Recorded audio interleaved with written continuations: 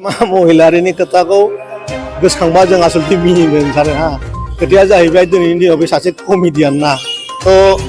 बाखि कमेडियानफोरजों बिथाङा जुजिदों बिटिआरनि राजखान्थियाव बिथांनि खुनु जायगा गैया दिनै मानसिफ्रा बिथांखौ जुनार रोखोमनिसो नायनो फैयो आरो सासे कमेडियान फैयोबा मानसिफ्रा गावनि सिन्था डिप्रेसनखौ होखारनो थाखाय गावसिनि जि बिपिएम दैदेनगिरिफोर दङ बिथांमोना बिथांनि जि कमेडियान लेंगुवेज जि माने हाइसब भाषा बेखौ नायनोसो फैयो बाखि जेबो गैया।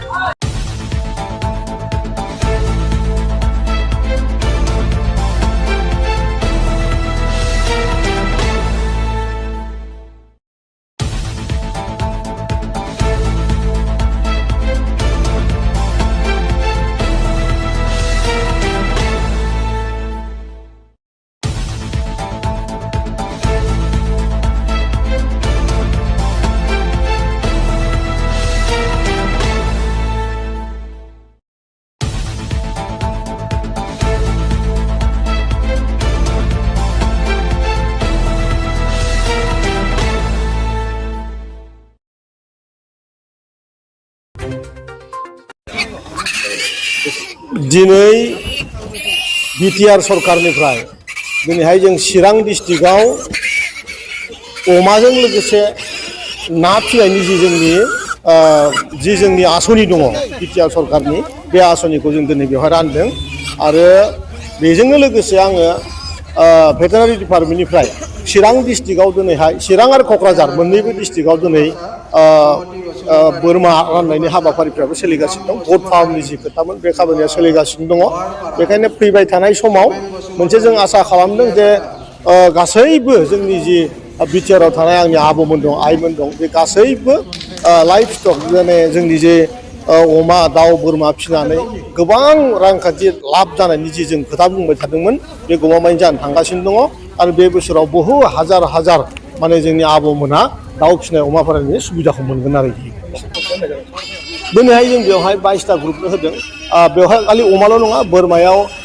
बोरमानि थाखाय 100निबो एबभ सेल्फ हेल्प ग्रुपनो बेयाव चिराङाव होनाय जादों अमा माने बे एक्सुवेलि बे कालसारा एसे बेलेग गोदान कालसार बेखौ जोङो ट्रायल हिसाबैबो जों लानाय जादों बिनि उनाव जों मेसिभ साक्सेस जुदि जायोबा जोंखौ मेसिभ माने जोङो लन्च खालामगोन होननानै जों बे हाबाफारिखौ मावगासिनो दं।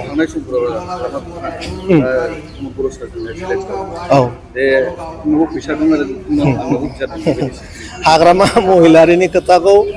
गोसोखांबा जों आसलथे मिनिनो ओंखारो हा खोथाया जाहैबाय दिनैनि दिनाव बे सासे कमेडियान ना बाखि कमेडियानफोरजों बिथाङा जुजिदों बिटिआरनि राजखान्थियाव बिथांनि खुनु जायगा गैया दिनै मानसिफ्रा बिथांखौ जुनार रोखोमनिसो नायनो फैयो आरो सासे कमेडियान फैयोबा मानसिफ्रा गावनि सिन्था डिप्रेसनखौ होखारनो थाखाय गावसिनि जि बिपिएम दैदेनगिरिफोर दङ बिथांमोना बिथांनि जि कमेडियान लेंगुवेज जि माने हाइसब भाषा बेखौ नायनोसो फैयो बाखि जेबो गैया। गावनि सिमा लादों जे वेस्ट बेंगलाव खारनानै स्टार्ट खालामदों दाथ' बियो वेस्ट बेंगलाव खारदों आंथ' बुङो सानसे समाव बिथाङा पुरा इण्डियानिफ्राय खारनांगोन खारन अलरेडि एनआइएआ बिथांखौ तदन्त खालामगासिनो दङ बे खोथाया सैथो बावैनो बिथाङा जेलावसो थांगोन बे खारनांगोन आरोखि बेफोरबायदि अमा राननाय बायदिसिना सिगांनि सरकारा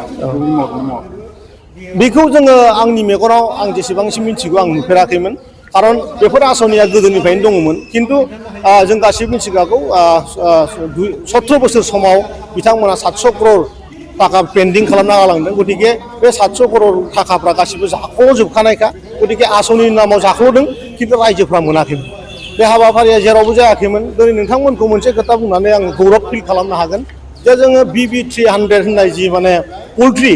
जोङो जोंनि बिटिआर हालामाव जों दा डिस्ट्रिबिउसन खालामदों more than 5 lakhs जों दाउ अलरेडि जों बे बोसोरावनो रानदों आरो बे बोसोराव बे हाबाफारिखौ मोजां मोननानै मानगोनां बिटिआरनि चिफ सारा फिन खेबसेबाव आरोबाव 10 लाख माने दाउ फिसा राननानै होनो नागिरदों आरो बे दाउफ्रा ओरैबायदि माने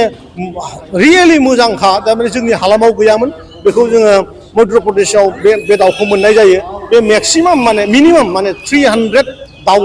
दैयो आरो माने भाइरासफोरजों जुजिनो हानाय बेहा बिराद केपासिटि दं दिनै साक्सेसलि बे खामानिया जादों प्रत्येकटा जोंनि बर' आइजो बा जोंनि बिटिआरआव थानाय रायजो राजानि न'आव थाङोबा दिनैनि दिनाव गुफुर दाउ नुनाय मोनो आरो बे गुफुर दाउआ गासैबो बिटिआरनि आरो फैगौ समाव बरफआ जेरैबायदि बे काश्मीराव गोलैनानै गुफुर जाजोबनानै थायो जों लुगैदों बिटिआर हालामाव पुरा माने दाउ गुफुरजों बुंफबजोबथों आरो बहु रां जों दाउदैनिफ्राय जाहाथे दाउदैनि जि खमिनि बेखौ जों बे बारावनो खालामजोबनो हायो बे खामानिखौ जों मावगासिनो दं आरोखि ना मानसिया हायिनि जेबो खोथा गैया जों बयबो मिथिगौ जोंनि मनज बसुमतारी तेजपुराव जोंहा दिनैनि दिनाव 1 मान्थआव खमियाव 1 crore थाखा बिथाङा माने गाहरि फार्म खालामनानैनो बिथाङा दिनै सार्भाइभ खालामदों आरो जोंनि बर' सुबुं गोबां गामियाव दङ दिनै 25 लाख 30 लाख 35 लाख 40 लाख पार इयार खामायनाय मानसिया दिनैनि दिनाव खमिनि गैला बेनिफ्राय बे खोथाया सैथो जे माने अमा दाउ खालामना माबानानै फोथांनानै बै जों जे बेसेबांबा माने रांखान्थि खामायनो हायो बे खोथाया सैथो बुंनायाव बहुद खोथा बुंगोन खिन्थु प्रेक्टिकेलि बे खोथाया सैथो लाइफ स्टकजों मानसिया 100 crore थाखानिबो मालिक जानो हायो आरोखि